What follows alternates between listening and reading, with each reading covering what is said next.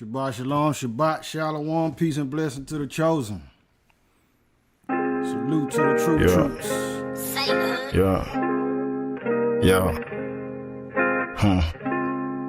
Special. We special. We special. Look, sons and daughters of the light, not the daughters, not the children of the psychics, but the prophets. Sell your soul to gain the world. What did you profit? Changed our images in history, they whitewashed it. 12 tribes, one nation, offspring of Jacob. Chosen royal seed, peculiar people, none basic. Be patient, live and learn, you gon' get your turn. The second death is real as life, the choice repent or burn. I can prove we real Jews, they just carbon copies. Hard-hearted, we destroyed for a lack of knowledge.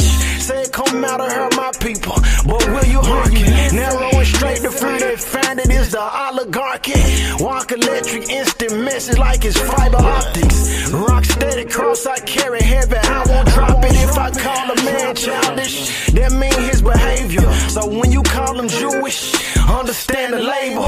The trial of man is in his reasoning.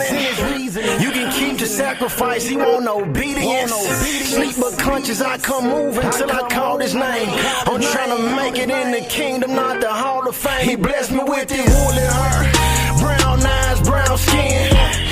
Brown eyes, brown skin. I said he blessed me with his woolly hair, brown eyes, brown skin. Hated by the world, the creator's my friend. He blessed me with his woolly hair, brown eyes, brown eyes, brown eyes. I said he blessed me with his woolly hair, brown eyes, brown skin. Hated by the world, the creator's my friend. We crack codes in the cold where the wolves run. The crown rose gold, under it my wolves growing. Crowd loud and spur not, give me a bullhorn. Haters and fears, we ain't even in our full force. Everybody wanna be a nigga till it's time to be a nigga. So a teardrop and reap a river. Beauty for ashes, you won't need a mirror. Son of perdition, I can see him clearer. Highest women, ain't no need to fear him. With great labor, half he work preparing his bride. A house divided, can't stand, he gathers the tribes. They gon' say surely our fathers have inherited lives. It's gon' be a brown man, you see terror in the skies. Brown eyes, brown skin. Brown eyes, brown skin. I said he blessed me with his woolly hair. Brown eyes, brown skin. Hated by the world, the creator's my friend. He blessed me with his woolly hair. Brown eyes, brown eyes, brown eyes. I said he blessed me with his woolly hair. Brown eyes, brown skin. Hated by the world, the creator's my friend. We the people. We have taken that and changed it. You remember when Jesus went to Egypt? He hid in Egypt. The people in Egypt, honey, they're not white people. How could he hide that? See, so that we've done that. We've given your people a God that looks like me so that you don't have any qualm about bowing down to me. See, because this is the image of God. I don't know of any sin that we've committed that's greater than that.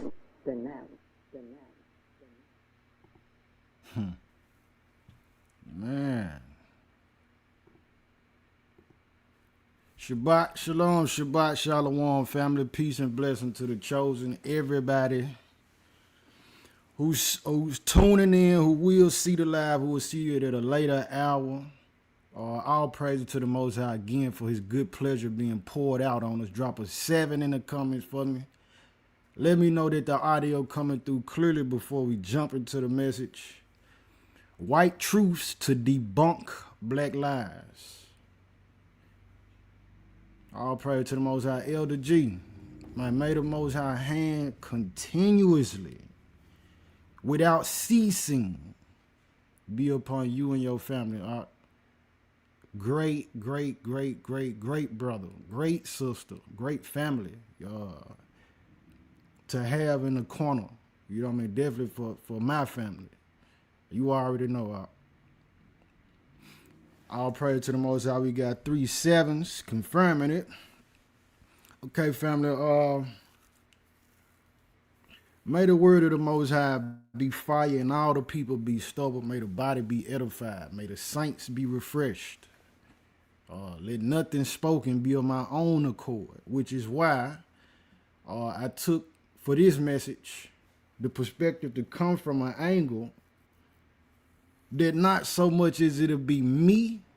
You know, I'm only going to compliment and give commentary on videos. Because it's one thing for me to say certain things about what's going on with our people in the world. But outside of it, when you hear it from another ethnic group, it makes a difference. I can say something and it be the truth and it be no ill inside of what I'm saying or what I'm showing or what I'm doing. And the masses or the audience would take it as me being hateful, and then I'll be labeled a bigot. I'll be labeled racist. I'll be labeled, you got some kind of problem with people. All right, so to remove me out of it, so it's not just me saying it, let me get some other people to tell you. Even like the song that was just played at the end of that segment that I had the engineer to add to the song. That's a real video. You had a brown woman, a sister, sit down in Nashville, Tennessee, or Chattanooga, if I'm not mistaken, with an elderly white woman. And they discussing the history of black people, so-called black people. The white woman is telling her, well, look, man, the greatest sin I think we committed is that when we committed iconoclasm, or we whitewashed the images of the Christ or the Messiah, your people. He said our intent behind it was so evil because it takes away your people having a qualm or a problem with bowing down or submitting or making themselves subject to us because we are held as the image of God. The plaster picture that we see in churches and a lot of the houses of grandmothers and grandfathers, where you see this image of a pale man with straight hair and blue eyes, and they say, this is Jesus. This is Christ. This is the Son of the living God. You know, I know people could take that a lot of ways, but let's just focus on what the concept itself is supposed to be presented, that this is the Son, this is the Savior. Say, well, hold on. We can't find that in the Bible. But then you have others that say, well, when y'all saying Christ is a so-called black man, we can't find it in the Bible either. Hey, my resolve for that, look, we can go into the book. If we're going to say that it's wrong to say that he is a brown man, show me in the book where we can find that he has blue eyes, that he has straight hair, that he has pale skin. All right, so for today's message, with so much going on with us, is our people being lynched and hung. We got a lot of our people operating in a mentality and a state of mind that, well, if I just love people, you know what I mean? If I just move in love, then I'll be well and I'll be okay. And I really would that was the case in scenario. But the facts is you got to realize that the Bible said, the Most High said this. Whether we agree with it or not, like it or not. He said, it's people gonna hate you. And it ain't nothing that you can do to change that. All right, so if we will accept the facts, accept the truth of what's being said. Let me hold on before I put this down. Accept the truth of what's being said. We can, prepare ourselves. We will have more peace. It'll be less of what we seeing. All right, because you deny the truth don't mean that it's going to stop the consequences of it. So I want to start off with First Maccabees. I'm coming out of, before I show one of these videos, this is an Apocrypha, just to come off of what was said at the end of the song, the wool of her. She said, we changed the images. We changed the images of your people and gave you our God. So now the brown man in the world itself, all at large, respects and revere this group of people to be approached and submitted to.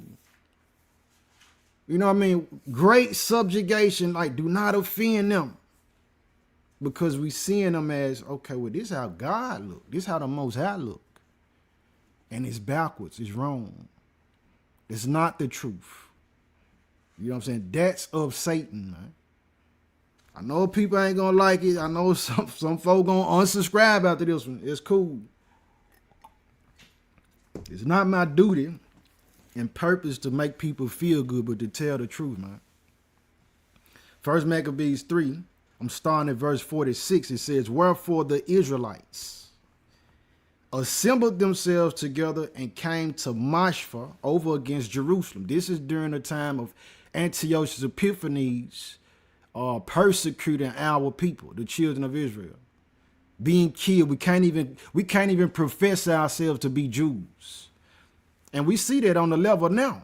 You know what I mean? Certain celebrities come out and say, hey man, we Israelites, we the true Jews, we the children of Israel. They end up getting punished. They lose endorsements. You know what I'm saying? They have to go through this humiliation. We got to have you to make a public apology for you offending the Jewish community, the actors and the imposters. This is not my words. This is the truth. It said, wherefore the Israelites assembled themselves together and came to Mashpha over against Jerusalem. For in Mashpha was the place where they prayed aforetime in Israel. Then they fasted that day and put on sackcloth and cast ashes upon their heads and rent their clothes. All right, this is something, a part of our custom that we did when we cried out to the Most High as a nation of people. Rent our clothes. We done ripped our shirts. Put dust on our head, dirt, because Father, we on the dirt. It's like we dead out here. If you don't move on our behalf, it's nothing we can do. This is that act and activity declared to the heavens. Father, we need you. We need you to operate on our behalf. All right, but continuing on verse 48, this is what I'm getting. It says, and lay open the book of the law. The book of the law is the Bible. These scriptures, this collection of books, said our people laid open the book of the law while they fasting. All right, because we're being heavily persecuted. At that time, we were being murdered, being killed. Our children were being killed because they knew who we were. And they said, oh, look, we can't let these people be in power. These are the Greeks.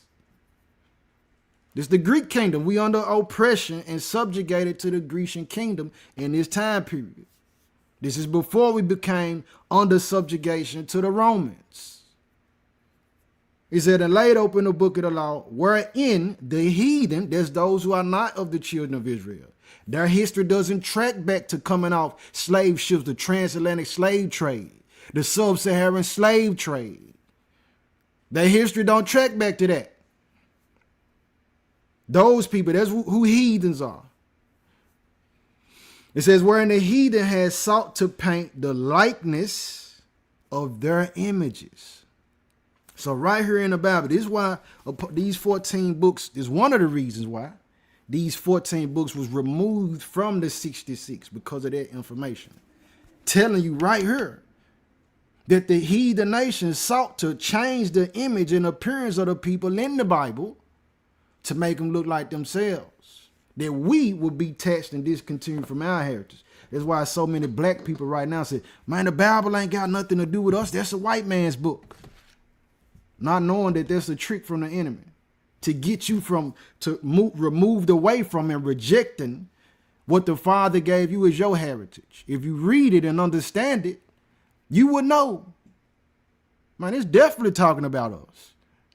This is the solution of when you wonder and ponder, like, why do we go through what we go through? Why are we being lynched at such a high level now? Why can't we seem to get justice through the justice system? So many things, all right? I'll pray to the Most High. So let me share my screen. First video. For educational purposes, fair use again. White truths. You know what I mean? Because if I said or a brother or sister said, some people will get offended and they can't receive it. So let me let other people see it. Let me show y'all videos of white people saying certain things that black people say all the time. But other black people can't receive it. Because they say, who are you to tell me anything? You don't know nothing. So let's hear it from the white folks. Let me see. Let's see. What's the first one that I want to show? Let's hear it. Let's see this one. Right. Okay, yeah. Let's go with this one. Watch this. So we're talking about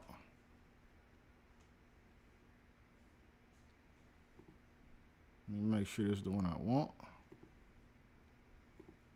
There he is. Also too, some of these videos they might have, you know, the speakers in these videos, they might be using profanity. So I want to just give y'all a heads up, so they won't be alarmed. But just to get the truth, that's all we looking for. We can overlook the curse words, you know, when we hear them.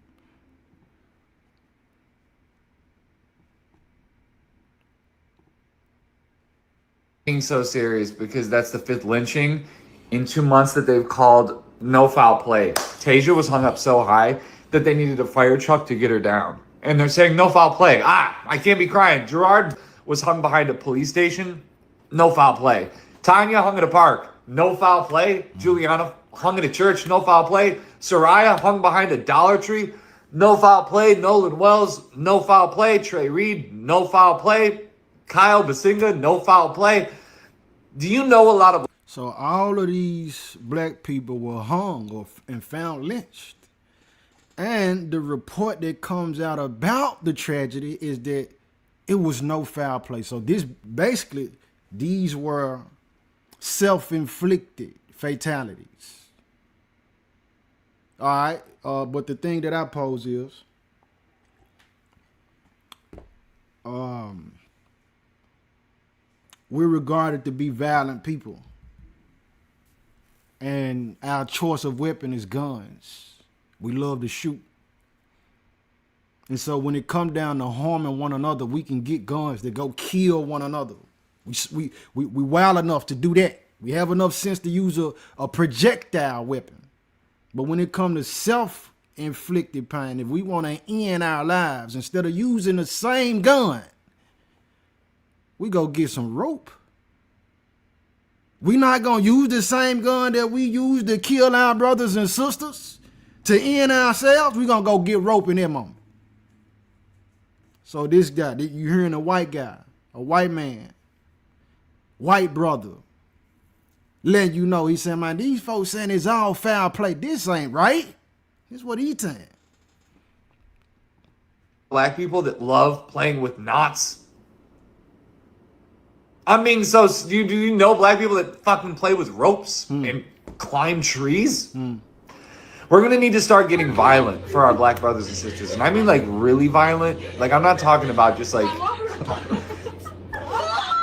Where are you? Paige's body's going to the same medical examiner that Nolan Wells' family's still fighting. That Trey Reed's family's still fighting. It's a system designed to bury these kids while it makes their families, you know, go to these trials that aren't even real. While it lets people like Jesse, a kid who raped 2 girls, he broke one of their necks. His mom heard them in the room, and he didn't spend 1 day in jail. He's going to LSU. Nothing happened to him. It's just like Bart. His dad's like a football guy. They're rich as hell. And, you know, did you know that Nolan Wells' best friends, obviously the ones who killed him, are using Trump's defense attorney? I mean, for a drowning, right? Because they're withholding all the... And that's why they were withholding the information in the autopsy, giving them enough time to go through all this and let them know what they had on them so they could prepare. Do you understand that this is the thing that the South does over and over and over again at this point? I'm just begging white people at this point because I don't even know what else. I don't know what else to do. They need a race war before they need a world war. That's how this works. They need a reaction, but it has to be from us. It has to be from us this time, okay? They just showed us. They're showing us the nastiest shit we've ever seen. They showed us 3 teenage girls that just invited another teenage girl over who had epilepsy, who was pregnant, and they drugged her, and then they planned on murdering her and then burying her. But if she could defend herself like Carmelo Anthony, they wouldn't start that trial until there was an all-white jury. There'd be no justice. And if she can't defend herself, they're going to treat her like Cyrus Carmack Belton, and then Rick Child's just going to get to walk. The good old days are not coming back, okay? We will make sure of it. I just need to know who my allies are. I need to know where y'all are at, because this is going to get a lot worse before it gets better. It just is, and we see it. This is happening every week. We're being reminded of this shit, okay? So, have a nice day. This is just a chill call to violence. Just a chill call. No, relax, algorithms. Remember, why... All right. So I'm letting them see. I'm showing the videos where this is where he's saying. He said he's calling out or making a call to action to other white people, saying that we need to get violent for our black brothers and sisters. And I'm not saying that. I'm not promoting it. I'm just letting you hear it from their perspective. I'm letting you hear it from the other side, man. Like what he showed with the young girls. And the spectrum of it is not something that's isolated to the elderly. It goes down to the youth. Even the youth is being affected by it. All right, so but here, this guy, he like, man, they constantly lynching them. It's not making sense. It's not adding up. So let me get you some more. Let's see what else. So it's not just something that black people are saying, well, they lynching us and we got a problem with it. No. Anybody got some sense can understand. They're like, man, this is a problem, man. Show you something else.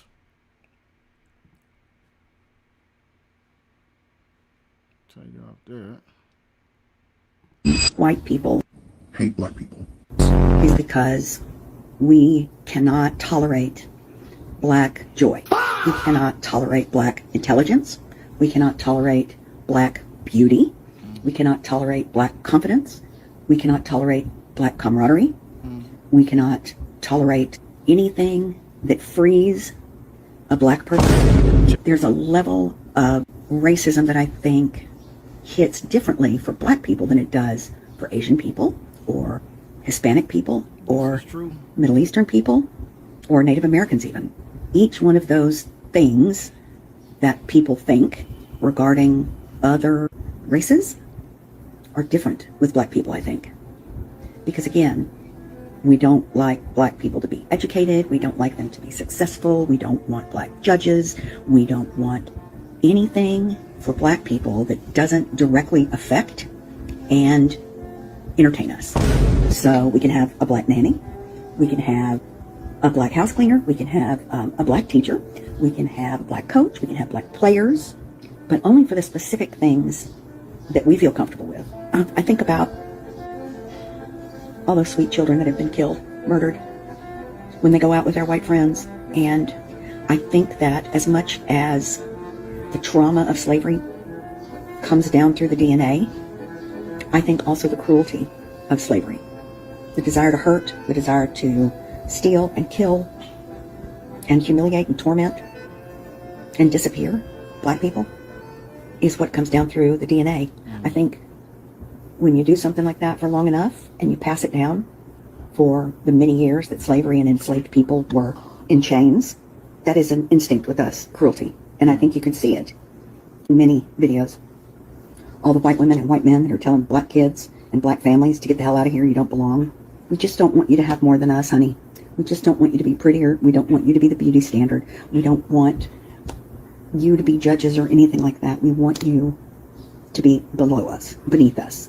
And we've tried so hard to keep you down, and we failed so badly. Because like Maya Angelou said, still you rise. We may hate you, we may beat you, we may do those things, and it makes us crazy that you keep coming back and getting better. We can't stand it. I don't know why that is. White people are the ones that have the ancestors that were closely related to the apes. Oh, man. We are I'm not saying so similar to Cro-Magnon man. I didn't say it. I'm not the one saying it. I'm only presenting the information. Neanderthals, we're fucking pale monsters. I really hate being white sometimes. I'm super ashamed. I think the cruelty lives in us, and it comes down as instinct. I'm only presenting. I'm gonna try to be as quiet as I'm trying not to talk too much. She said it, not me, man. White Truth that debunked the Black Lives. So in her saying that they're Cro-Magnon or Neanderthal or close to the monkeys, this is the same lie that was put on black people. Y'all are animals. Y'all have innate cruelty. So much so, we so cruel. I'm being sarcastic when I say we so cruel that despite everything that we've suffered around the world, the best response to the cruelty that we've suffered is to go out in the streets and march with signs that say, I am a man. My life matters. We still ain't burnt nothing down. Closest we got to it was the LA riots. And they've been a while. All right. So, but as it's passed down in us to be forgiving and to love and to spare and to say, I'm sorry and overlook, is other things that are being passed down in the DNA. So if we were those who were slaves and they were those who descend from slave masters, this is what she's saying. It was passed down. All right, let me show this, because she said something about the Neanderthals. That's what she said. Hold on. Hold up. I got some on it. I got something on that.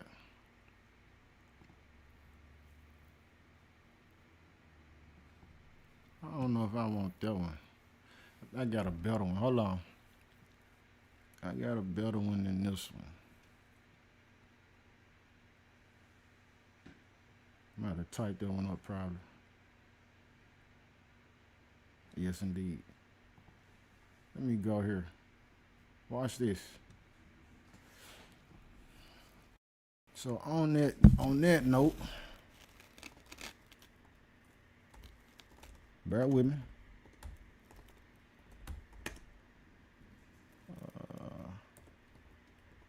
That's 100% human.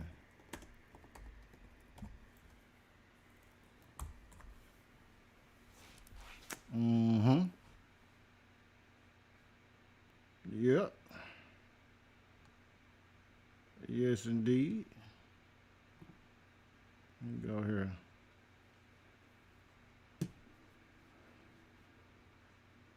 Skip that.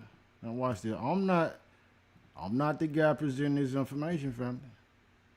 As far as what's in these videos, I'm just sharing the video. Now listen to him.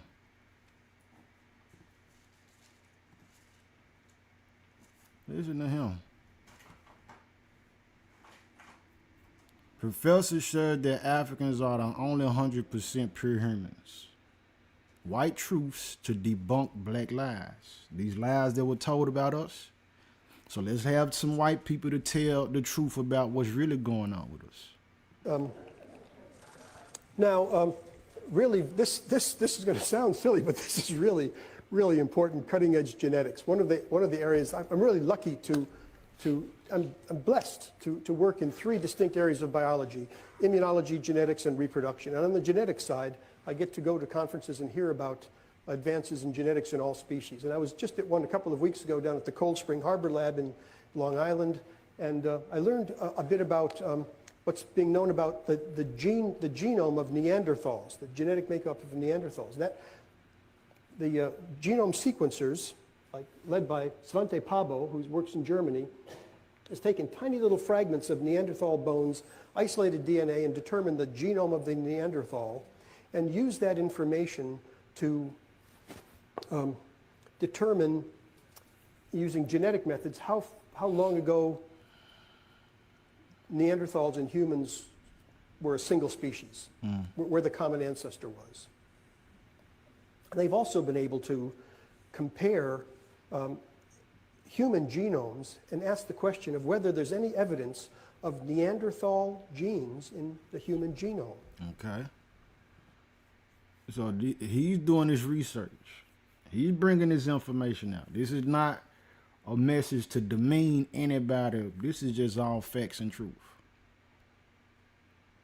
And they found that there is. And the amount is quite significant, upwards of 5 to 7%. Neanderthals used to live in the Neander Valley. It's, you could have called it the Cayuga Lake Basin, but that's where they lived. And out of Africa came the modern humans, and the word the geneticist uses admixed. They admixed with the Neanderthals. And they all used to live in caves in those days like this. Came out of Africa, admixed with the Neanderthals. This was Neanderthal territory. There was another group of Neanderthal-like creatures called the Denisovans. They lived up here in Siberia, and they have their genome has been sequenced. They were distinct from the Neanderthals. And so you can find in people of European and Asian ancestry evidence of about 7%, 5 to 10% of your genome is common with that of Neanderthals. You said European and Asians. This is what the sister just said in the video prior to this about Cro-Magnons and all that. Said they have about 5 to 7% of Neanderthal genes in them. We've been separated from them for 30,000 years or so. And in some of the tribes in Papua New Guinea and those islands out there, there's evidence for a different kind of genome, which is probably the Denisovan genome. And they might have 7% Neanderthal and 5% Denisovan. So they might be 12 or 15% different from us. And in fact, the Africans who came out from Africa have no evidence of any Neanderthal genes in them. Now, what did he No say? evidence of any Neanderthal. What did he say? Let me go back. In fact, the Africans who came out from Africa have no evidence of any Neanderthal genes in them. No evidence of admixture. So our people, when he's saying African, don't be fooled or confused. He's talking about our people. He's going to show you a picture in a minute. And I got to say this while I'm at it, because so many people have it confused or they don't know about the Suez Canal. All right. And going into that, as far as how it's been a distinction made between what's called the Middle East and Africa. That separation, the Suez, that was created by man. And it was created by man to separate in the mind of the people to think that the Middle East, which is the main importance of the Middle East, is Jerusalem, the land of our forefathers and foremothers, my forefathers and foremothers, to separate it to make people think, well, this is a different landmass from Africa, so the people who inhabit the land won't be melanated. We can easily make the conclusion that, well, the Middle East is inhabited by people who don't look like quote unquote Africans. It's all a part of the mind game. It's a part of their lie to keep us separated from our true heritage. But he just said, mind the Africans, talking about our people. He said, let him say it again. Africans. Hold on, let me go. Came out from Africa. 7% Neanderthal and 5% Denisovan. Come on with so it. They might be 12 or 15% different from us. And in fact, the Africans who came out from Africa have no evidence of any Neanderthal genes in them. No evidence of admixture. So they're the real pure humans. Homo sapiens. Really, really interesting, and it gives you a lot to think about. There you go. Look at the pictures. Right. Look at the pictures.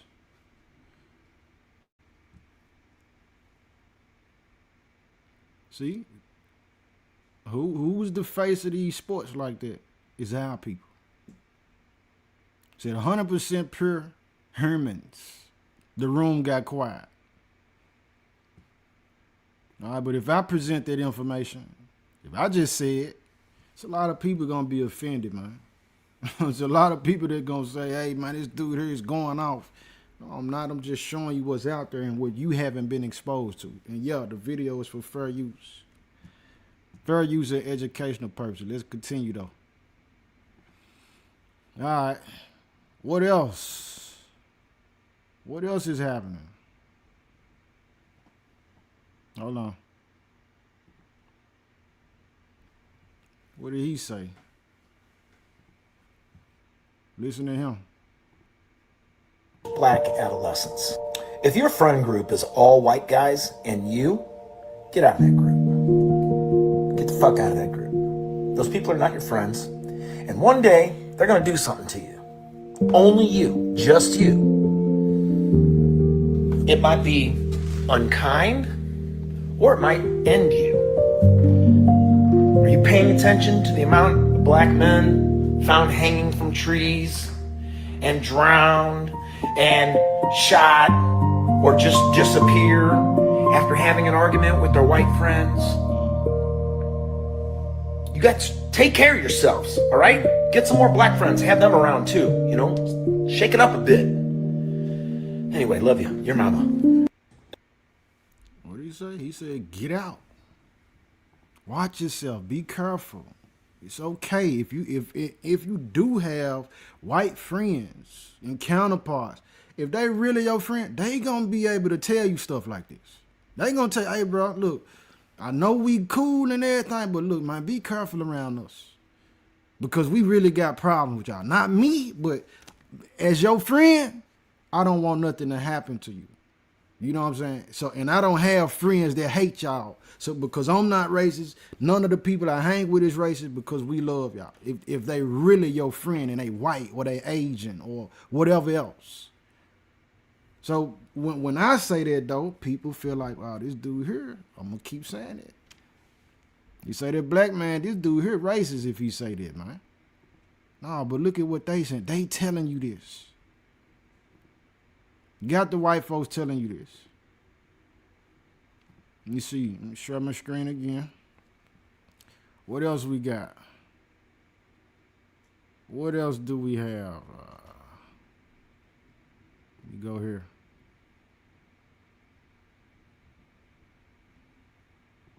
Hold on. Hold up. Share my screen again.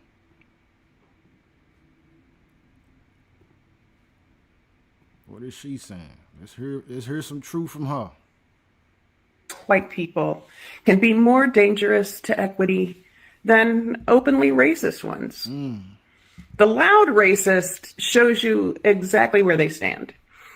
They carry the sign, they say the slur out loud, they post the meme. You know what you're dealing with. You can organize around it. You can legislate against it. You can protect yourself from it. But the nice white person, they just smile. They vote for law and order. They say they don't see color. They insist that success comes from hard work. And when racism is named, they feel offended. They take it personally. And that is the problem, because equity requires acknowledgement. You can't fix what you refuse to see. If somebody openly hates, at least the harm is visible. If someone quietly benefits from racist systems while insisting that those systems are fair, the harm becomes invisible. And invisible harm is far harder to dismantle. Nice white people protect the status quo without even thinking about doing it. They oppose policies like affirmative action because they believe the system is already neutral. They defend merit without examining who defined merit in the first place. They just didn't look into it. Open racists, they're like a fire that's already burning and you can see what needs to be put out. But the moderate white respectable denial, it's carbon monoxide. One is obvious and the other quietly suffocates change. If you're white and you consider yourself kind, this isn't an attack, it's an invitation. Equity work requires more than good intentions. It requires self-examination. It requires discomfort. It requires being willing to hear that something you benefit from might not be fair to everyone. Being nice is not the goal. Having peace instead of difficult discussions is not the goal. Justice is. And justice demands honesty. Look, I'm not an expert, but I would love to have you join me on this search for truth and justice. Can be nice white people, can be more. Nice white people compared to the other kind. So something my pops told me was about like when you see, you know, people flying the Confederate flag. They got it on the decals. They got the flag in the yard. It's on the house. They might have it on the shirt. They might have it on the hat. Like, don't get upset with them. All praise to the Most High. They showing you who they is, who they are, what they about. It's the ones that you don't know. The ones that ain't flying the Confederate flag. Again, the covert, the closeted racists who you extend yourself to and you receive as family and you choose for them to be, label them your friend. But the whole time inside of them, they had this hate for you. They not really for you. She's saying the same thing, man. It's just from a white person. It's from a white woman telling you that. All right, let me share my screen again. Let's see what else we got. What else we got? Like I said, some of these videos will have some profanity in it, but nonetheless, I think we can overlook those things. We can work through it. Let's see this one here. White truths to debunk black lies. Let's see what this lady's saying. RV mom. So y'all know that almost a week ago, me and the kids packed up, moved to RV, and moved to the farm. And there's been some electrical issues. However, they're getting worked on. But the kids went to their dad's and Oh, this ain't the one. Don't tell me they removed it. I want to say that they probably did take it down. She was talking about the one I had in Q. Maybe they had it removed. But she was just talking about the fact that because there's a difference in if a white person is attracted to you, you know what I mean, on a level of intimacy, that doesn't mean that they're an ally or that they love you or that they care. You know, it's just a fulfillment of lust or some kind of fetish that they want to be with a brown person, a black man or a black woman. But having a lust for a black person is not the same as love for a black person. That's what she was talking about. But maybe the video was removed. I don't know. But let's keep going. Let's keep going. What else we got here? Let's see. Hold on.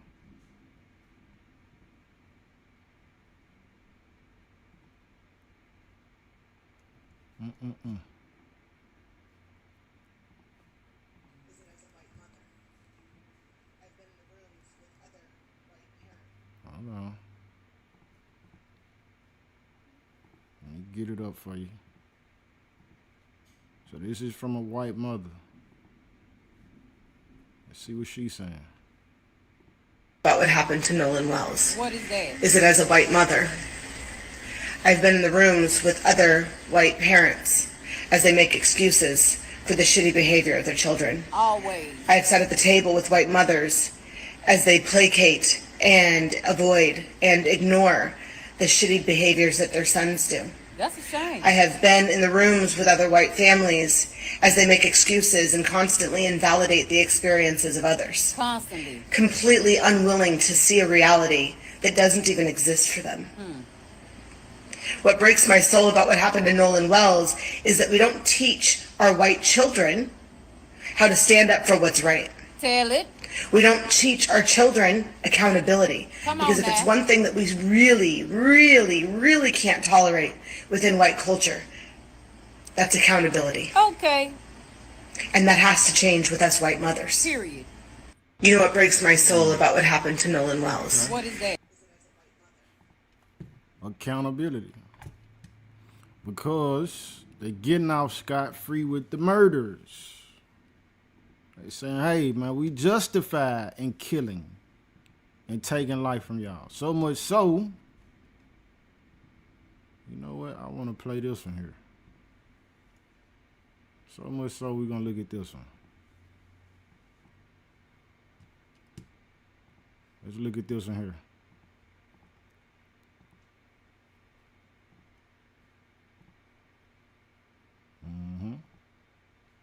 With y'all, right? So the top row, the first one, Colt Gray. He killed 4 people, right? Injured 4 people. He was armed. He was arrested by the police alive, right? The second one, Dylan Roof. He killed 9, injured 1. He was armed, and he got arrested by police alive. Third one, Peyton, murdered 10, injured 3, armed, and was arrested alive. Travis, murdered 4, injured 4, armed, arrested alive. Bottom row, Sean Bell, murdered 0, injured 0, unarmed, was dead, shot 50 fucking times. Stephen Clark, second one, murdered 0, injured 0, unarmed, dead, shot 20 fucking times. Jalen Walker, murdered 0, injured 0, unarmed, dead, shot 90 fucking times. Sonia Massey, murdered 0, injured 0, unarmed, dead, shot in the fucking head. So I know what you're about to say. Stop making it about race. Tell the cops that. Okay, so let me share some information with you. Man, a cold difference. So the video played prior to that one, where she's saying we need to teach our children accountability in reference to white people, white children. This is what, you know, you got another white man saying. Like, it's clear, it's evident. So anybody who's saying that, man, well, it's not no different. That's just something that happened in these isolated events, like they try to make it. Man, there's somebody, look, that's of the devil, man, because it's not true. And they want to keep it buried. You know what I mean? And that's not healthy for anybody who really saying that they got love in them. Definitely if they're saying that they got love for the Most High and his people. Let's keep going, man. Let's see. The differences. All right. Let me see here. Let's go here.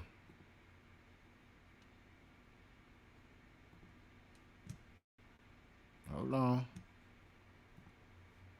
Share the screen.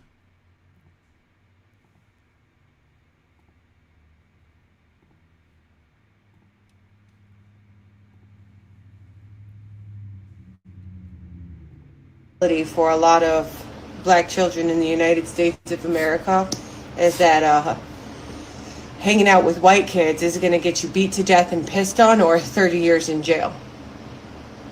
I don't know how you guys can't see the contrast. I know that there's going to be a lot of MAGA, Republican, and racist white people who are going to try to reason away everything that I'm saying with the most disgusting, immoral, unethical display of delusion the world has ever seen. But the Mississippi teenage boy who has been missing since he went on a boating trip on the 4th of July has been found dead. Now, it's important that you understand this teenage boy was black and he went on a boating trip with his 3 white friends. And now reports are surfacing that there was an altercation at a party where 3 of his white friends beat him to death and then proceeded to urinate on his fresh corpse.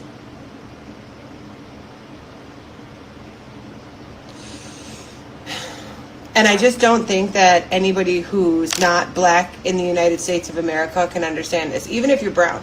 And there is a lot of threat to people of color in the United States of America. But like, my daughter is half black, and we live in a predominantly Hispanic neighborhood. And I specifically won't send her over to these little Hispanic girls' houses because I've seen the way that they talk about black people, or they use derogatory terms against black people in the group chat.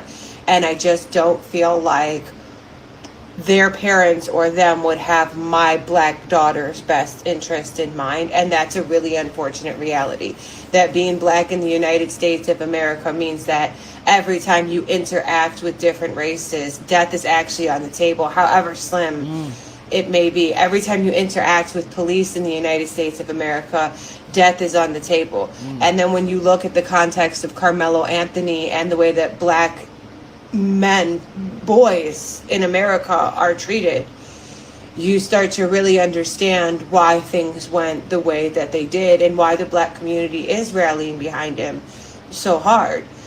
We live in a time where racism is now being emboldened due to the ignorance of this current administration. That's why leadership and representation are so massively important, and our leadership and our representation condones this type of behavior. Not only do they condone it, they support it, they promote it. And now we're seeing more and more black children across the United States suffer.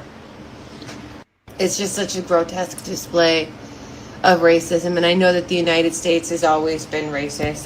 History is not lost on me.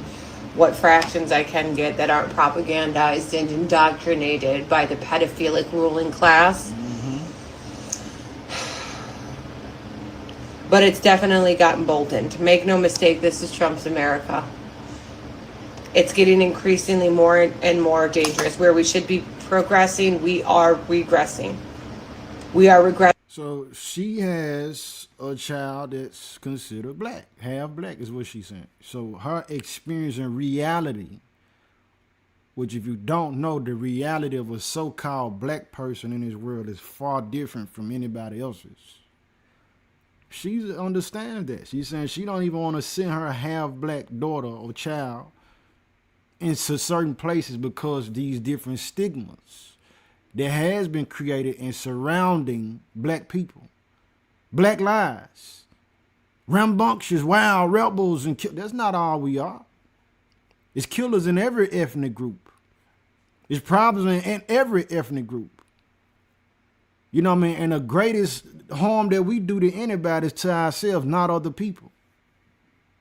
You can't look at our history and find in history where black people were responsible for bombing a whole country with a nuke. A black man didn't create the nuke. You can't look into world history and find where black people were largely responsible for lynching people, mutilating their bodies and selling them on auction blocks, cutting their hands off and rape, robbing, and pillaging. You can't find it in world history of black people's track record. All right? So it's very different. But understanding the power of media and what's been put out, used pretty much to frame us, to make us look a certain way and be viewed a certain way. Demonized. Yeah, through the TV, radios, and then those who are not connected with the Most High. Those of us who have traded in their souls for a little bit of cash, man. They say, yeah, I'll be the one to go out and present our women as harlots and promote, you know what I mean, everything that's ungodly and satanic. And so then the other nations and ethnic groups, when they see that, it starts to develop a programming in them that's how we are. And there's just a small portion of our people. They don't speak. They're not the spokespeople for all black people, for all the children of Israel.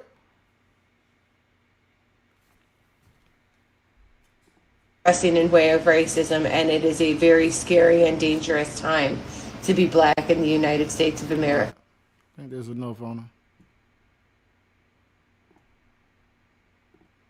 But what we seeing, so let me get you something else though. Let me show you this one. This is one of my favorite ones. Most recent, but very serious though. Check this one out.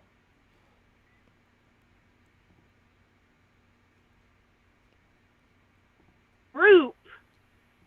Make sure my audio. What? Can y'all hear me? Well, video. Can you hear this video? Group. Cause I can't hear this. A racist group My audio done that went out. is Can y'all going hear that? around and There's something.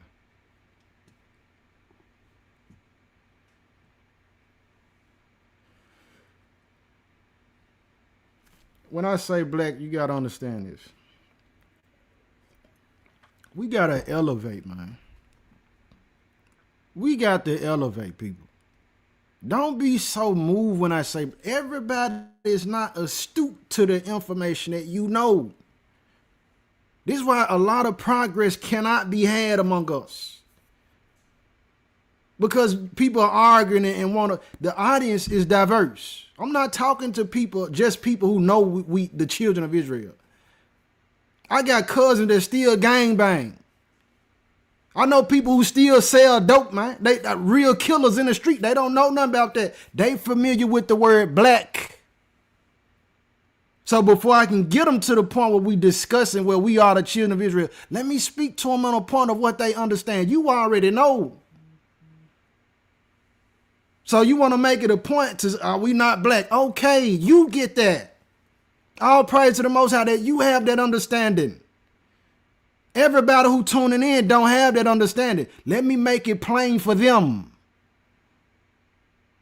A lot of y'all ain't even for the souls, man, and you're moving me in a different direction. A lot of y'all not for the salvation of souls. It's about knowledge and what you know. That's another reason why we get done the way we get done. And ain't nobody really get no true deliverance. Because you too hooked on a word. Instead of the activity and the action and being an Israelite. Really showing love and being the light in the world. You so hooked on, well, let me break this down and what I know. The man or the woman is crying out for healing. And you can't reach them because you're too busy looking at the small thing. Man, it just blow me, man. Like, come on, man. A lot of y'all in the way. In the way, man. Let me see if this video gonna play.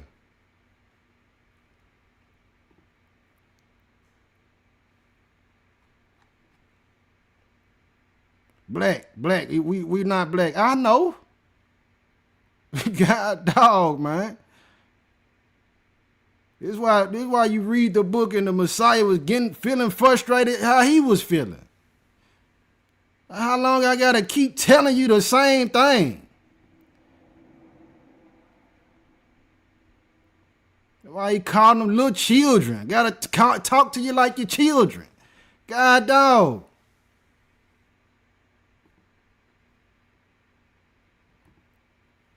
I don't know why my audio didn't went out, man, as far as the video. But if y'all can hear it, it's gonna be y'all good.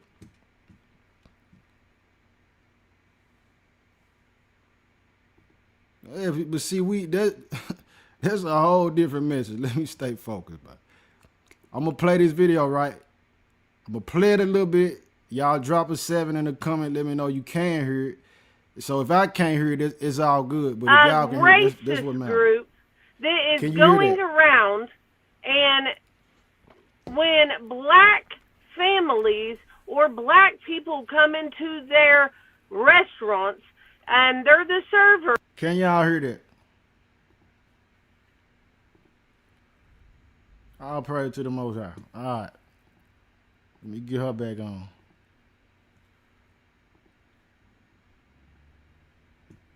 And they're the white servers.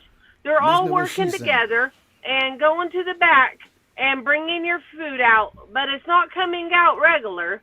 They're putting their saliva in your food, y'all. They are putting their saliva and whatever else that they want to put in y'all's food because you're dark-skinned.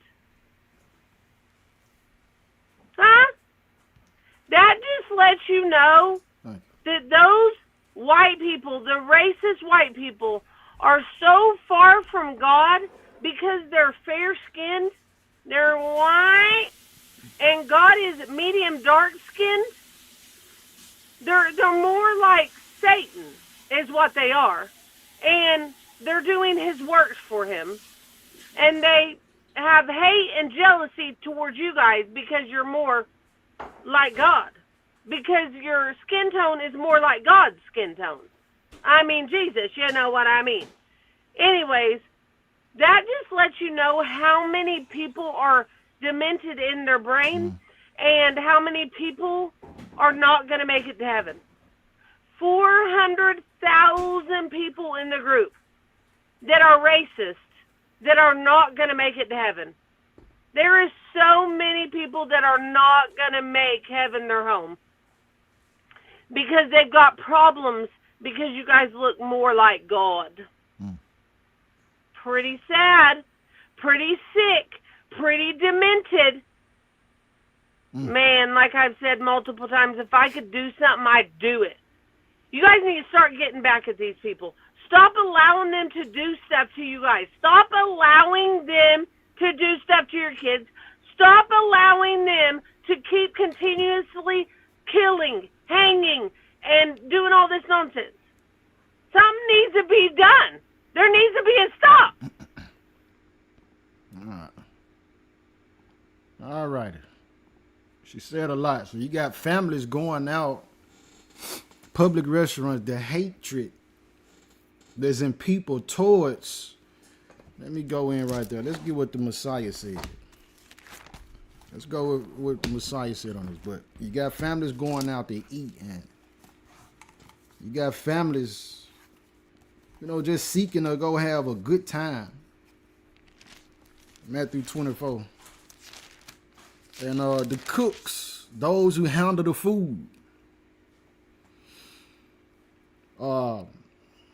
is within them to go and spit. And who knows? More than likely, if there's some hatred involved in that, they probably hacking and hawking, mucus. You know what I mean? Like Ace Ventura on the movie. They going deep with it. To spit in the food. For the elders, you don't know who at the table, children and everything. They taking in this. This is what hatred is moving people to do against the Most High's people. Matthew 24 though. So when I talk about that, well, I say, hey, I feel kind of uncomfortable if I'm somewhere where it's not any representation of my people or is predominantly white people in here. I get looked at in a strange way. But here's a white woman. Said 400,000 people in a group saying that they spitting in black folks' food. But again, you got the, hey, well, that's not everybody. Cool, and it's not. But I don't want to take a chance. Matthew 24, but I'm not taking a chance because I believe what the anointed Savior said. Matthew 24. I believe what he said. Verse 9 says, then shall they deliver you up to be afflicted, and shall kill you. And ye shall be hated, not loved. Said, and ye shall be hated of all nations for my name's sake. Hated because, like what she said in that video, she said they mad, they hate y'all because y'all look more like God. It's not me saying this, even though I said it earlier. Said y'all look more like God with that brown skin, melanated like that. We hate it because this is the truth. What we started at the end of the Wool at Her song, the woman is talking and said, we changed the image of God to make them look like Europeans and Caucasians. All right, so, but the truth is that the Most High, his son, the prophets, look more like us. All right, so the white truth to debunk the black lies, the lies they're told that we don't look like him. We not made in his image like that. When the Messiah came and walked the earth, where some would say, well, he was a spiritual man. He had to inhabit a body in a vessel. And the vessel in which he inhabited looked more like me. All right, but said it will be hated, not loved. So I'm showing out this compilation of these different videos of other white people letting black people know, be careful. Look at what we doing to y'all. White people are saying my own people, other Caucasians, other Gentiles.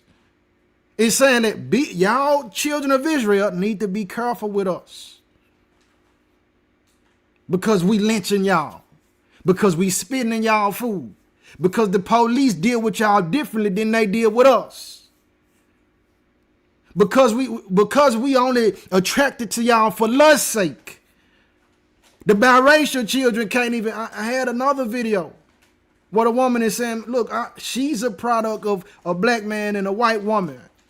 And said that she suffered racism from the white side of her family. That's the first time she experienced racism. And having a parent that's white. So how much more will a person who's black daddy, black mama? Yeah, I'm saying black. How much more would they experience racism? They said we'll be hated of all nations. For his name's sake, man. Because we didn't choose him, he chose us.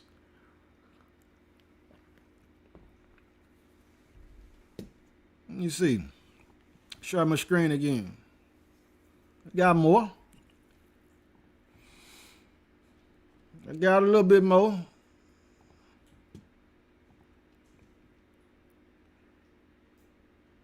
Let's go here. Hold on. Let's go here. We want to hear it from them.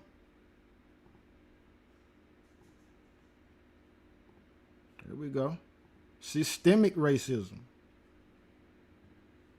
Look at systemic racism, you're looking at trends that have affected the wealth gap between the races historically in the United States. This is not about a person being a racist or your grandma being a racist. It has to do with what the economy looked like for white persons and black persons historically in this country. Back during the time of the Civil War, the white folks had 56 times more wealth on average than a black person. So it was 56 to 1. Just 10 years later, in 1870, after Reconstruction, that gap went from 56 to 1 to 23 to 1. Pretty dramatic improvement in 10 years. The reason for that market improvement is that while black people were now allowed to purchase land and assets, so black wealth was going up, simultaneously white wealth was coming down because what was a huge part of their wealth? Slaves. Human beings that they were no longer allowed to own. By 1900, the gap had closed all the way to 11 to 1. The average white person had 11 times more wealth than the average black person. And then it stalled out.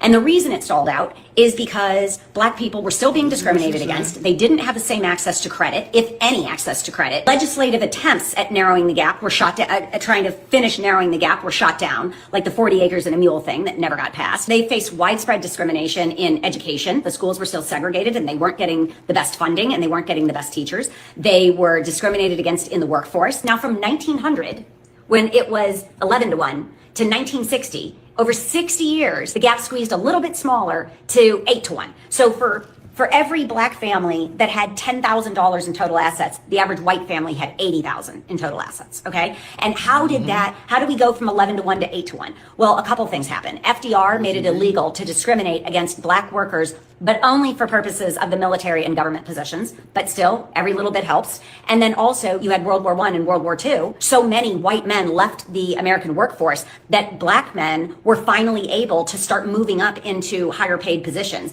That doesn't mean they were paid the same as the white person who had previously done that job, but they were being paid more than they were previously, and they were getting access to higher skilled work. So then by the 1980s, the gap had closed to 5-1. And what was helping close the gap? Civil rights that had taken place between 1965 and 1980. Fair Housing Act, the federal minimum wage that did not discriminate. So those things were helping close that gap just a little bit. So that takes us up to 1980. But what has happened in the last 45 years? We were at 5-1 gap. How much have we closed since then? None. In the last 45 years, we've gone backwards. Look at systemic racism. Right. You're looking. Systemic racism. So what's happening is that this thing is bigger than one person. It's a system, a collective of different branches, a collective effort in order to keep us marginalized or at the bottom. You know what I mean? This ain't something that, okay, you, like, again, I'm going to keep saying it. You think that it's just this person out here saying, well, woe is me. No, the records and documentation is out there. All right, so let me go to Wisdom of Solomon, though, on what she was just sharing. Wisdom of Solomon, chapter 2, verse 1 for context says, for the ungodly said, reasoning with themselves, but not aright, our life is short and tedious, and in the death of a man there is no remedy. Neither was there any man known to have returned from the grave. So he's talking about the mentality and the mind state of the ungodly. Jumping down to verse 8, it says, let us crown ourselves with rosebuds before they be withered. Let none of us go without his part of our voluptuousness. So yeah, we're talking about these different acts that where they gained and we didn't get a part of the pie. He said, let none of us go without his part of our voluptuousness. Let us leave tokens of our joyfulness in every place. For this is our portion, and our lot is this. So you get the streets named. Like in Memphis downtown, street called Exchange and Auction. It's not called that just because it looks good. This is where the auction blocks was and where they exchanged our people. Nathan Belfort Forest. They got statues of them. People thinking that this just some park. No, this dude here was a known racist. Albert Pike, this dude is a known Satanist. And they got statues up to commemorate him like he's some hero. These are some of the tokens that they leaving behind. Name the whole highway. This part of the highway is named after this man. Verse 10 said, let us oppress the poor righteous man. Let us not spare the widow, nor reverence the ancient gray hairs of the age. They don't care how old we are. They don't care that we elders. They don't care how young you are.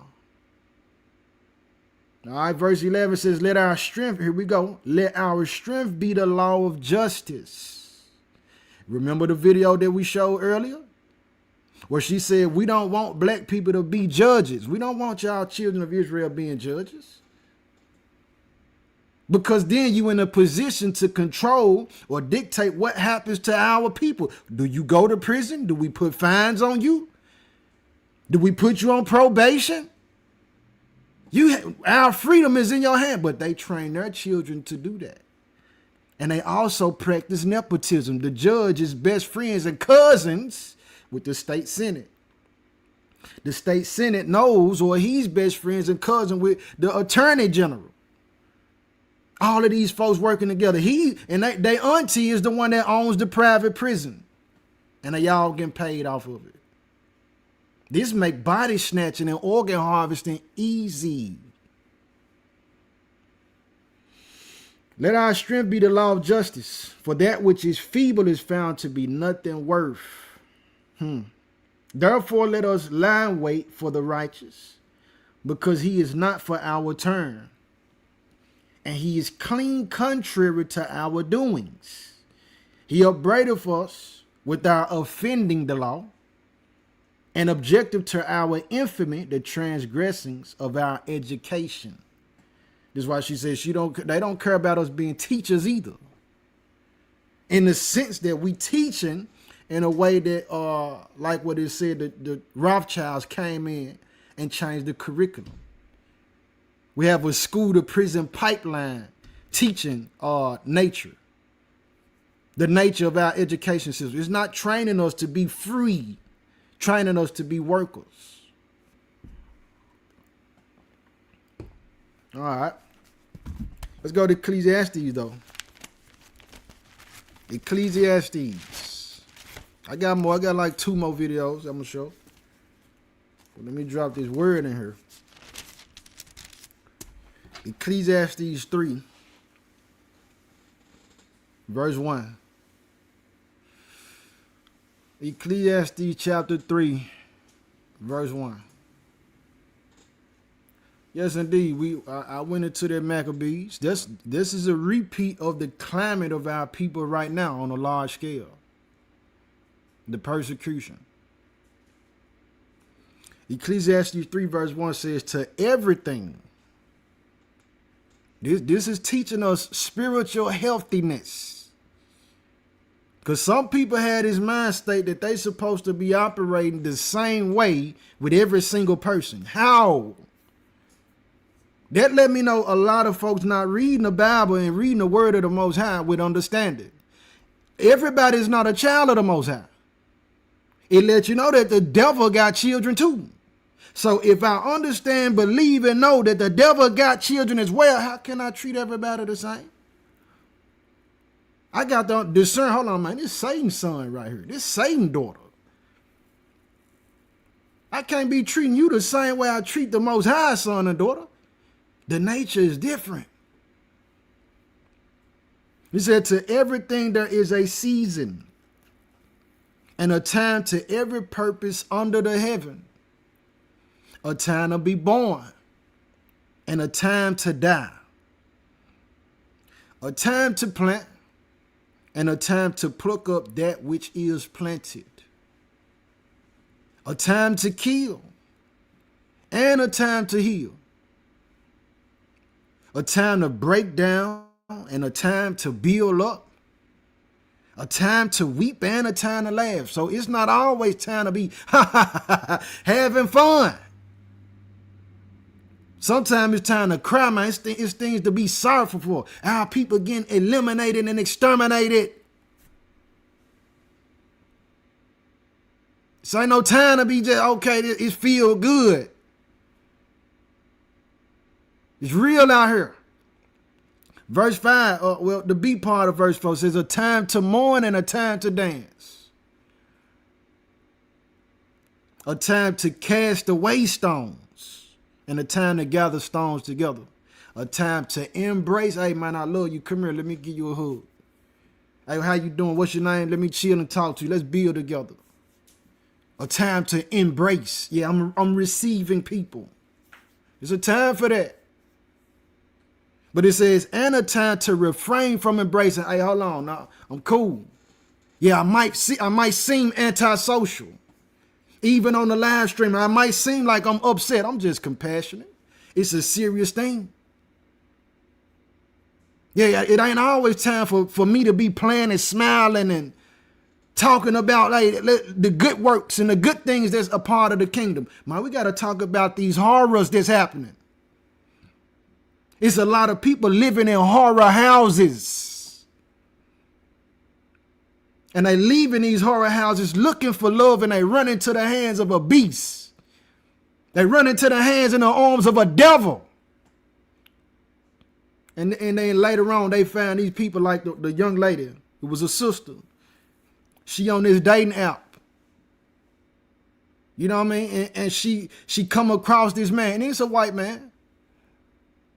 Go on a date with her first time they met. Guess what? He had already prepared his basement. Had plastic laid out and everything. Took her from the date to his basement. She went down. He showed her the room. She got scared. He confessed to all this. End up knocking her out. Put on the bed, chopped her body up. Looking for love. Not want to accept the truth that everybody ain't out here with love in them, man. Your target. So what else is happening is the plight of the people. I said this. As we see in these lynchings, there's a lot of things that's taking place. Some people who seeing these lynchings, guess what? They becoming mad. Others are seeing these lynchings and guess what? They becoming more fearful. But like what the sister said earlier, the white sister, she said,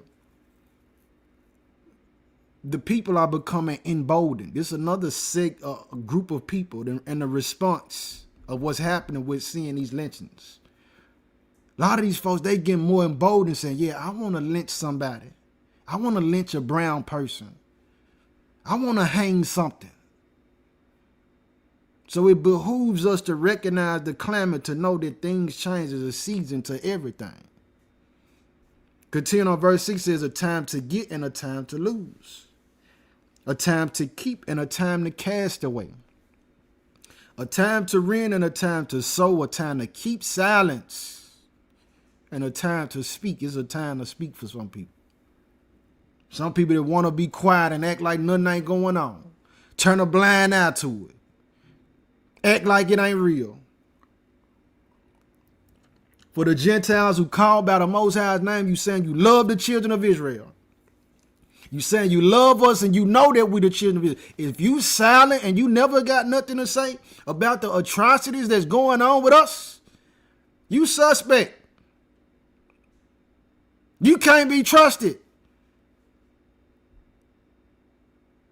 Now, it's a time to speak. You ain't never got nothing to say about what white people are doing to these brown people, and you saying you love us? A time to love and a time to hate. This is the word of the Most High. This ain't something I had wrote. He had this wrote because he said, this is what my people need to know. Everything written aforetime was written for our learning. It's a time to love.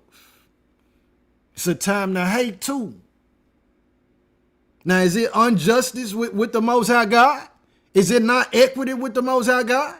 Is it not balance with the Most High God? This is his word. Who are you? Who are you to say he unrighteous for his authors to write what's written? He's at a time of war and a time of peace. So it's not supposed to just be the same way all year round. You see this brother, this sister moving in a certain way, you need to respect it or ask the father, hold on, they consider that, man, the father might have them in a different season right now. Especially if you know this person's reputation, they always low, they always humble and meek and quiet and loving. If you see that person going off, you shouldn't cast them away and feel like, oh man, it's a demon on them. They possess. Oh, he going off. Man, it's a season for everything. The season for that person might have changed, man. Let me share my screen again. Let's look at this. Let's look at this here. Let's look at this one. Hold up.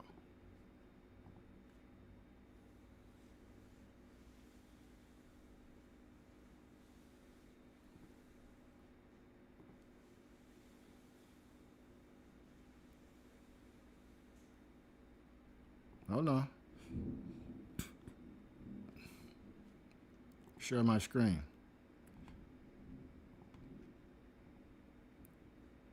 Look at this. Fair use for educational purposes. That black Americans in this country that descended from chattel slavery, you are the tribe of Judah. You are of Israel. We need you to wake up. We're pleading with you. We're here to take on the Gentiles and confront them. But we need the Yehudim to wake up to who they are, to their heritage, because the Edomite has systematically stripped it from you. Gang, No, cause some people not gonna believe it when I say it, when you say it. So listen to what they saying, man. We the children of Israel. We the Israelites.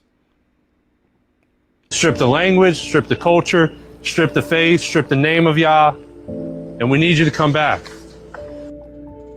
Shalom to the 12 tribes of Israel and Gentiles across the globe. Last week I came to you and shared that black people in America, you are the biblical Israelites. You are the chosen people. You are with whom the Bible speaks of. You are from the seed of Yehoshua HaMashiach. Now, as for Gentiles, there's going to be many of you that feel like you've been lied to and you've been deceived. The best thing to do is to accept it because it's prophecy. And that comes from Jeremiah 16:19, which says, O Lord, my strength and my fortress and my refuge in the day of the affliction. The Gentiles shall come unto thee from the ends of the earth and shall say, surely our fathers have inherited lies, vanity, and things wherein there is no profit. It's okay. You've been lied to. Accept it. Gentiles, once you've accepted that you've been lied to, there's only one thing left to do, and that's Matthew 10:38. And he that taketh not his cross and follow after me is not worthy of me. As a Gentile, your cross to bear is that you are a Gentile, you are not an Israelite, you are to share who the biblical Israelites are. They are black people. All right. That type of stuff.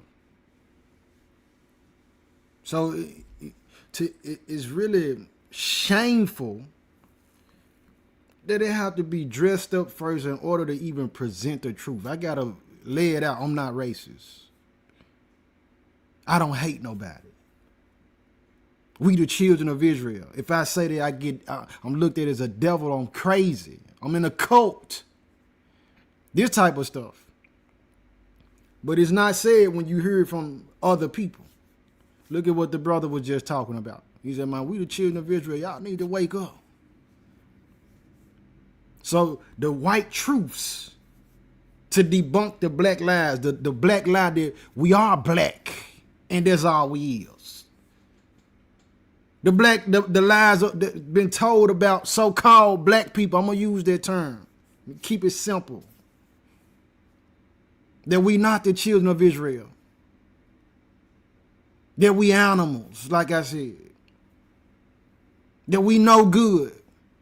Man, we the chosen of the Most High God, man.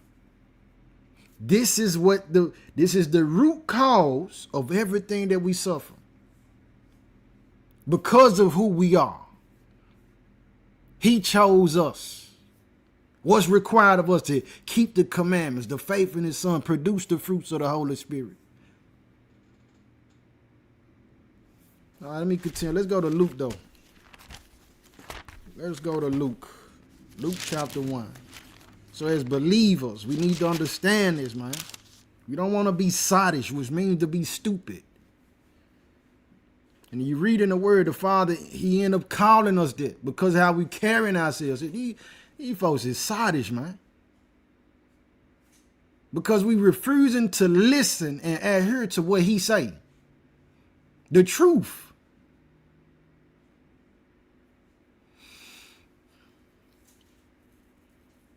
We in Luke 1, man. We're dealing with Zechariah and Elizabeth. We're talking about the birth of John the Baptist. Luke chapter 1 verse 67 says, and his father, Zacharias, was filled with the Holy Spirit or the Holy Ghost and prophesied saying.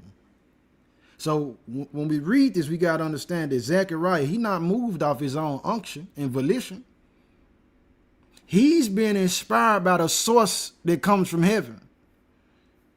That's privy to all things that's pleasing to the Most High, the Holy Spirit.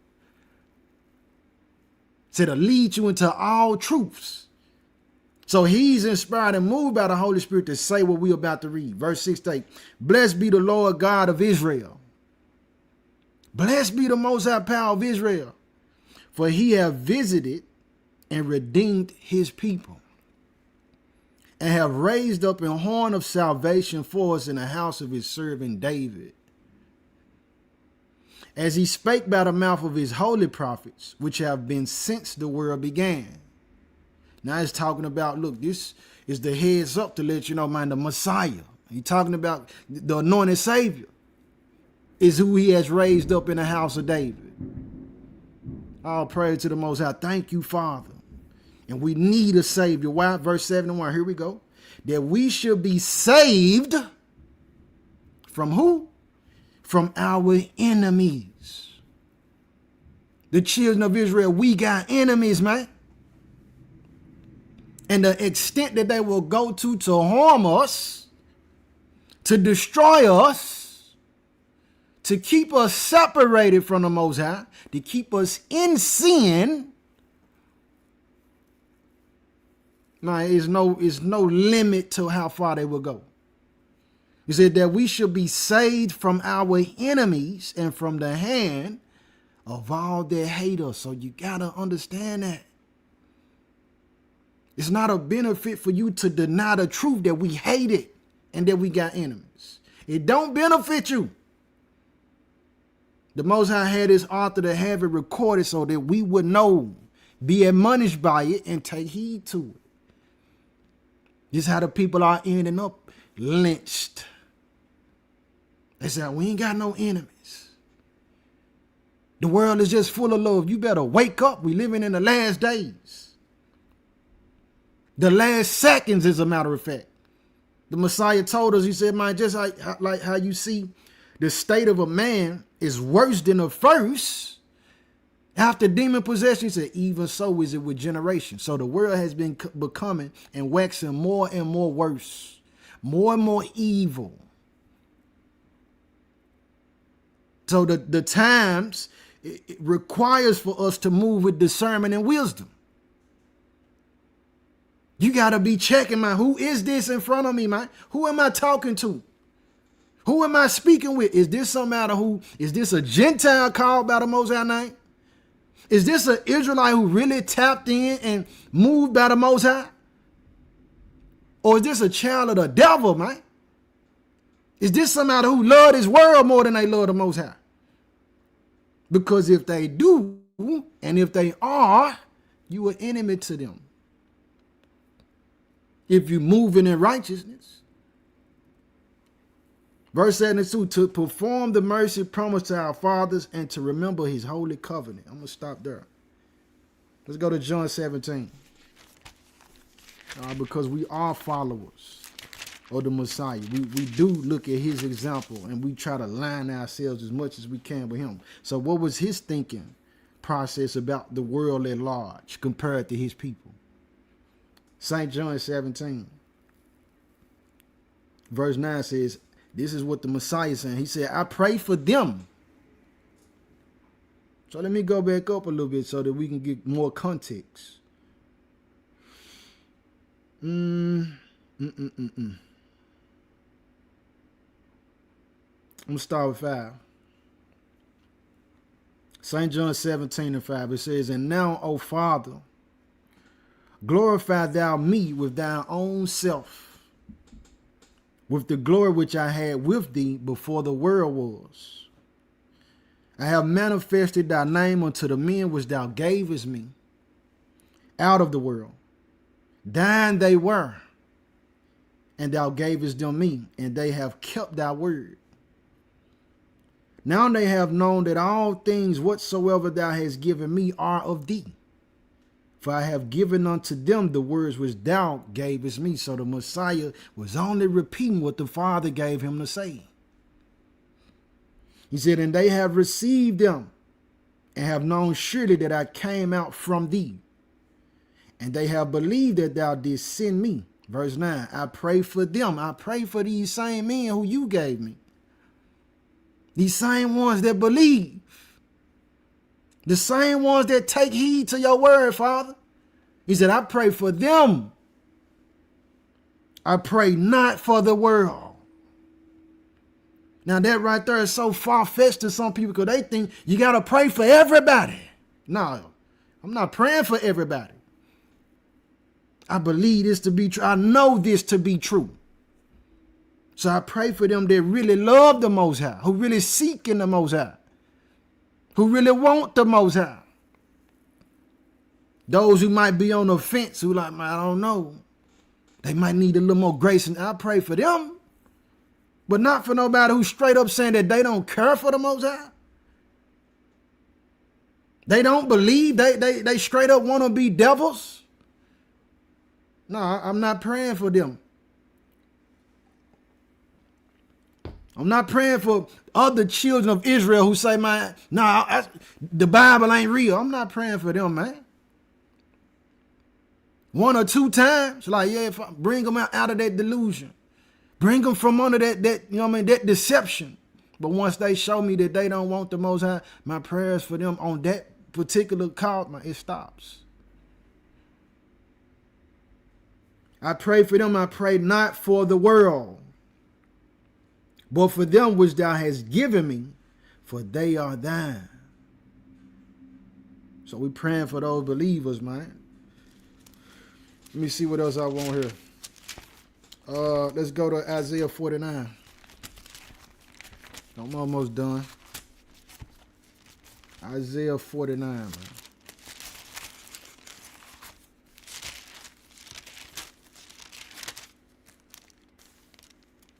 Mm-hmm.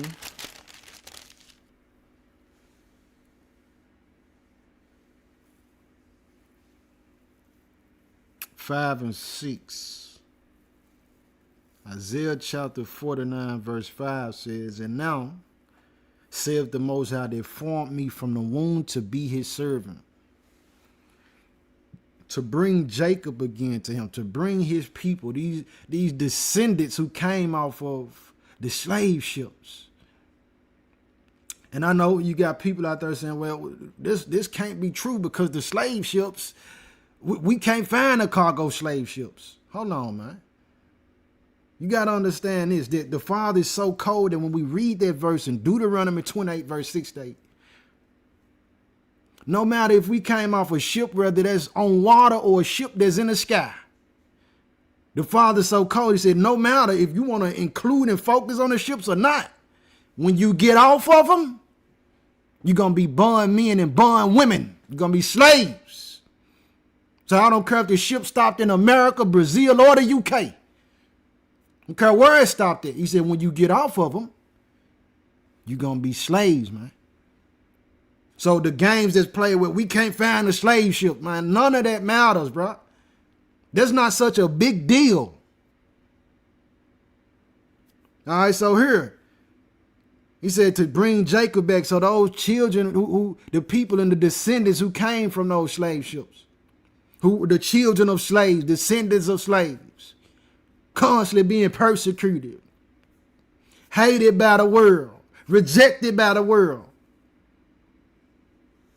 Said to bring Jacob again to him. Said, though Israel be not gathered, yet shall I be glorious in the eyes of the Most High, and my power shall be my strength. Verse 6, and he said, it is a light thing that thou shouldest be my servant to raise up the tribes of Jacob and to restore the preserved of Israel.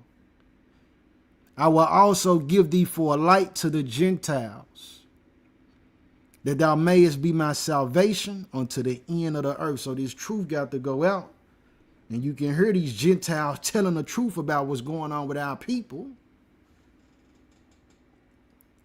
Some of them is the same ones who the Father saying, y'all got to be a light to them. Y'all have been a light. That's why they able to talk like that. They able to acknowledge the fact of our plight and what we dealing with. Jumping down, verse 22 says, thus saith the Most High power, behold, I will lift up my hand to the Gentiles, the folks who, they were the ones driving the ships. They were the ones who created the policies against our people. They the children of those people, a lot of them. He says, and set up my standard to the people, and they shall bring thy sons in their arms, and thy daughters shall be carried upon their shoulders. And kings shall be thy nursing fathers. So the highest level of them in society going to be your nursing father, going to be your servant. He said, and their queens, thy nursing mothers. They shall bow down to thee with their face toward the earth and lick up the dust of thy feet, and thou shalt know that I am the Most High. For they shall not be ashamed that wait for me. So those of us who are waiting, being patient, looking at these prophecies unfolding and paying attention to the signs and things that's going on. Trusting in the Most High, man, we ain't going to be ashamed as long as we hold fast to that faith. So a lot of people tapped out because all of the ridicule, all of the adages and the bywords and proverbs and disrespect, the labels that have been put on us. Because when we came out and said, man, they hate us, they attacked us for that. But then the Most High said, it's all right. I'm going to let them say it. I'm going to let it come out of their own mouths. Yeah, we hate y'all. Or yeah, we the ones who created these laws against y'all. We didn't want y'all to have generational wealth. Yeah, you need to be careful. Don't be in no space by yourself with us. Black people are not safe in white spaces. This is what white people are saying.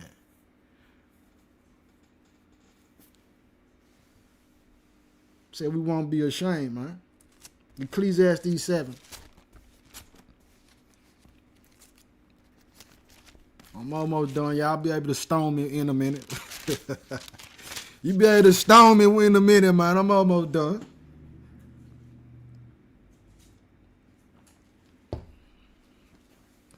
Ecclesiastes chapter 7, verse 7, man. It says, surely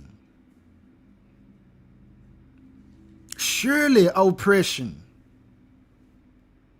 the act of keeping somebody down, systemic racism. Remember the video where the woman was talking about it? I done talked about it so many. Redlining, black codes, pig laws, Jim Crow. What did the FBI came in? They said, hey man, we got to stop the black messiahs. Gay Edgar Hoover. COINTELPRO. All of these different branches and systems. Systemic racism.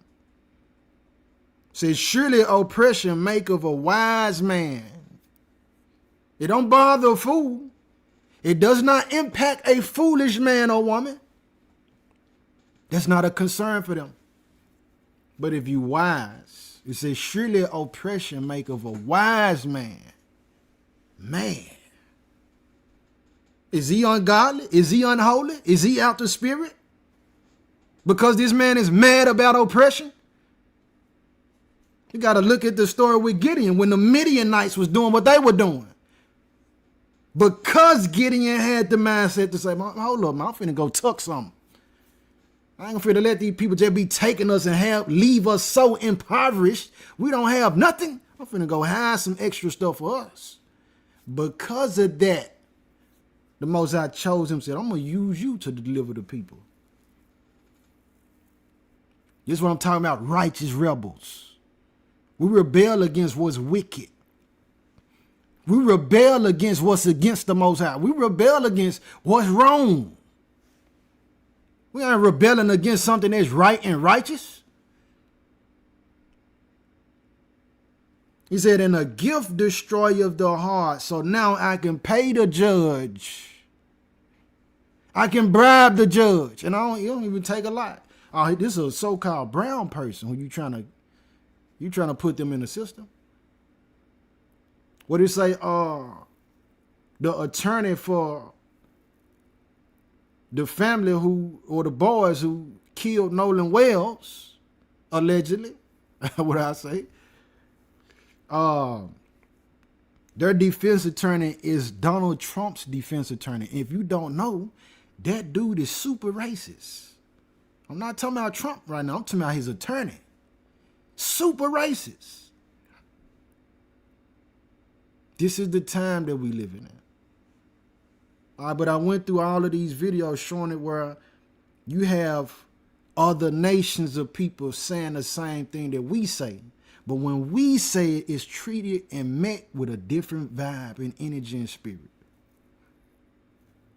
So we got to let somebody else say it. Let me let you hear it from the Gentiles, man.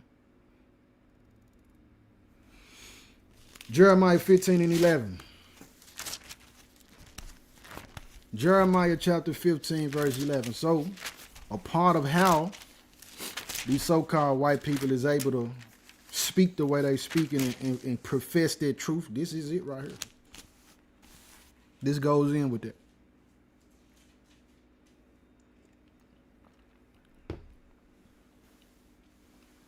Shabbat shalom to the chat, man.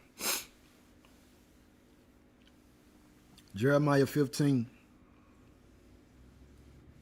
verse 11, it says, the Most High said, verily it shall be well with thy remnant.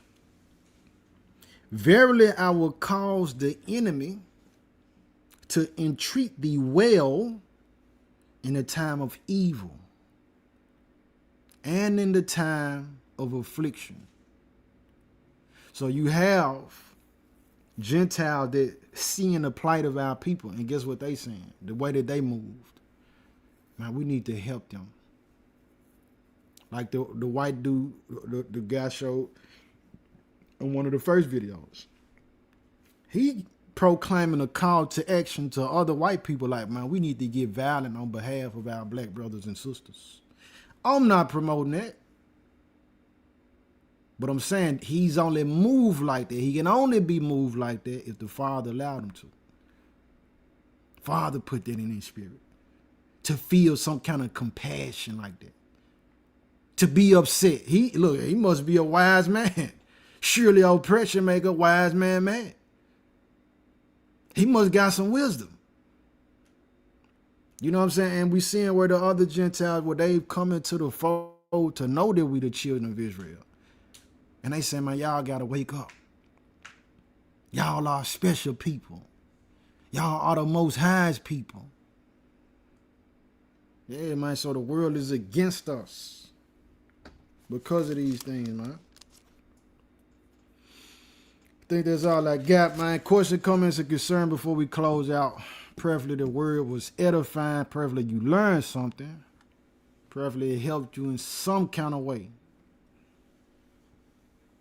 Question, comments, and concern before I close out, man. White truths to debunk black lies because they said we were animals, we monkeys, but the white professor showed that they have 5 to 12% Neanderthal DNA. However, our people don't even 100% human. This is about their research and science. This is what the white professor declared. Yeah, so when they lie, the black lie being that we animals, no. No, man.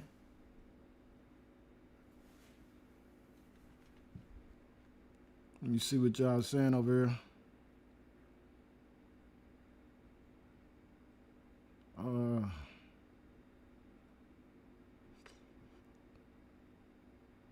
No, they definitely don't want righteousness ruling in the land.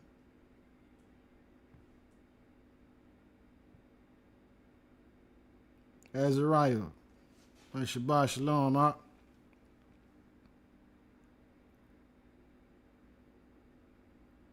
Yes, indeed.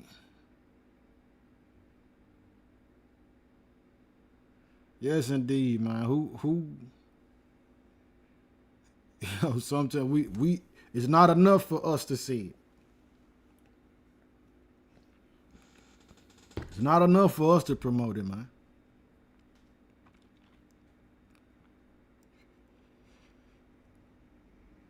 Let me see. All right, let me see. Checking the chat, man. Trying to make sure I don't miss nothing.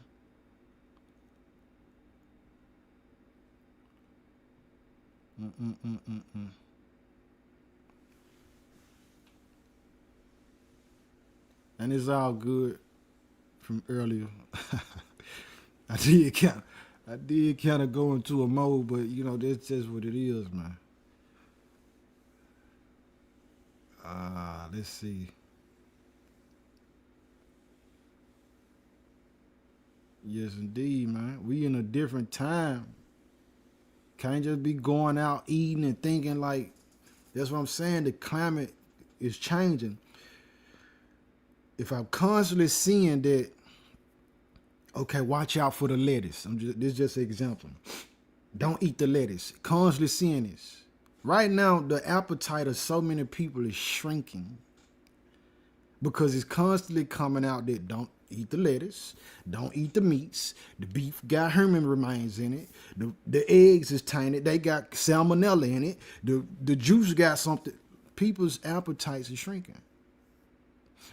The response to that is that I gotta be careful. So now the response of it, constantly seeing that, is that I don't want to eat so much.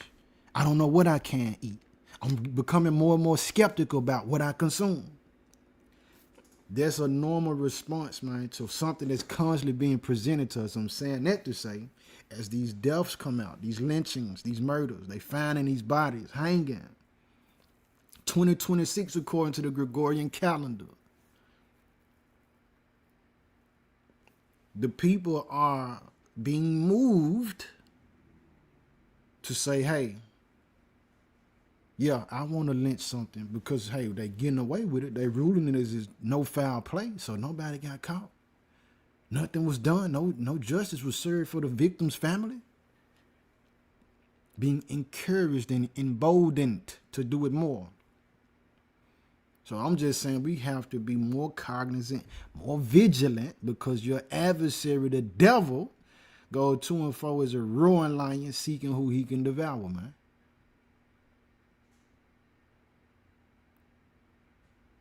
Let me see. And indeed, he said, don't mix with the other nations. And this is why he said it. A part of why he said it, because you raise a child, and this child is being brought into a reality where this part of the family, this half of the family, don't have the same reality experiences they do.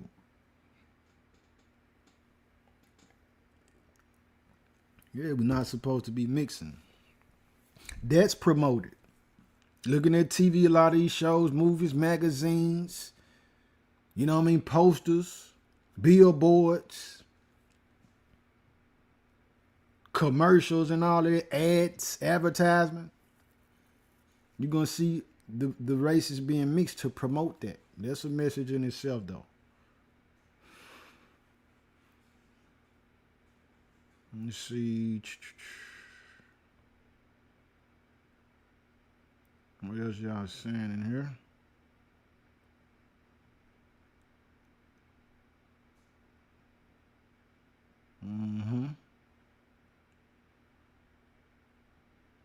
Let me see. All praise to the Most High. It's never me, it's always him. Let me see what else y'all saying. Smash the like button if you haven't. Subscribe to the channel if you haven't. Let me see.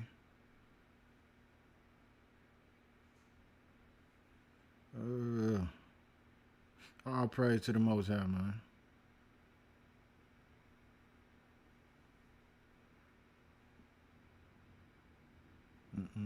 Peace and blessing to your family and household as well.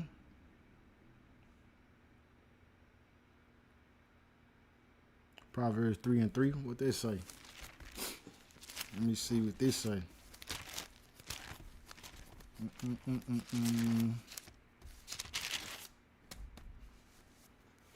Proverbs 3:3 say, let not mercy and truth forsake thee. Bind them about thy neck, write them upon the table of thy heart. Yes, indeed. Yes, indeed. You said protein powder has been found contaminated with lead and arsenic. Man, God dog. See that? Which is why we need this right here. Fasting and praying. Yes, indeed. Fasting and praying, to limit or control how much we intake. It's a part of the curses, man. It's a byproduct of it. Our foreparents didn't understand that when the Father was talking about, you know what I mean, your cattle and all that. Somebody else was going to take part in your cattle and fruits and vegetables and all of that, even though you grew it. We lost control of our food supply chain. We lost control of our food supply system.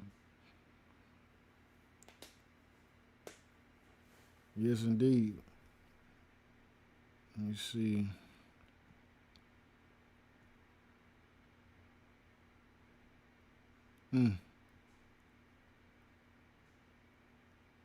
Yes, indeed, we must be wise. He said there were strangers that journeyed with us, but we must be wise. Indeed, that's why it's about the Gentiles that's called by his name. Let me go here. Let's go to Amos 9. Let me go to Amos chapter 9, man. Hosea, Joel, Amos. Amos chapter 9, verse 11. It says, in that day will I raise up the tabernacle of David that is fallen, and close up the breaches thereof, and I will raise up his ruins, and I will build it as in the days of old. Verse 12. That they may possess the remnant of Edom, and of all the heathen, which are called by my name, saith the Most High that doeth this. So it is Gentiles, heathens, those of other nations who the Father has put his spirit in. Let me get one that I like so much, Isaiah, who the Father has chosen, he has dealt with, is dealing with for his purpose. But never to be confused with the fact that they are above his chosen, man. Isaiah 45. Yeah, man, if y'all don't know, Gary, Indiana. Have mercy, Father.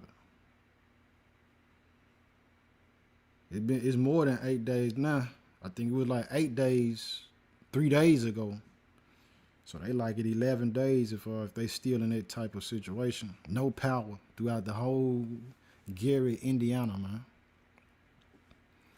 Isaiah 45 and 1. It says, thus saith the Lord to his anointed, to Cyrus. Cyrus is not an Israelite, family. It says, whose right hand I have holden to subdue the nations before him. It says, and I will loose the loins of kings, to open before him the two-leaved gates, and the gates shall not be shut. So the Father saying, look, man, I didn't chose this Gentile, Cyrus, but I'm dealing with him in such a way that kings I'm gonna loose the loins. These dudes will soil their clothes before him in fear. Said, I'm gonna open the two-leaved gates. Ain't nothing gonna be closed to you. When I send you to an area, Cyrus, this is what the Father's saying. It's no doors that's gonna be shut. You're gonna be able to conquer and rule wherever I send you to. Verse 2. I will go before thee and make the crooked places straight. I will break in pieces the gates of brass and cut in sunder the bars of iron. Nothing is gonna be so hardcore or defended that the Father don't have access to it. And I will give thee the treasures of darkness and hidden riches of secret places, that thou mayest know that I, the Most High, which called thee by thy name, this is a Gentile, am the power of Israel. I want you to know, you experiencing all of this, but I'm the God of the children of Israel. Watch this, verse 4 says, for Jacob my servant's sake, and Israel my elect. That's my people, that's our people. I have even called thee by thy name. He gave you the reason right there. The only reason these kings' loins is being loosed and the gates is being opened and you getting treasures out of secret places and all that, because I'm using you for the purpose of my people, the children of Israel. Don't ever get it confused. He says, I have even called thee by thy name. I have surnamed thee, though thou hast not known me. So even though I don't deal with you, I haven't dealt with you, I'm going to deal with you for this purpose, man. Keep that in mind. All right. I don't see nothing else. But preferably, like I said, the word was edifying. You learned something. The saints were refreshed at the least. The body was edified, man. So until the next time, if you think of anything, shoot me an email to childrenoftheprophets144@gmail.com. childrenoftheprophets144@gmail.com. And until then, every Shabbat, every Saturday, every Sabbath rather, so long as the Father permitted, 3 p.m. Central Standard Time. You know, it'll be activity on this channel, be live with a message for the body, man. Until then, though, keep the commandments of the Most High, the faith in his anointed Son, and produce the fruits of the Holy Spirit. Shabbat Shalom.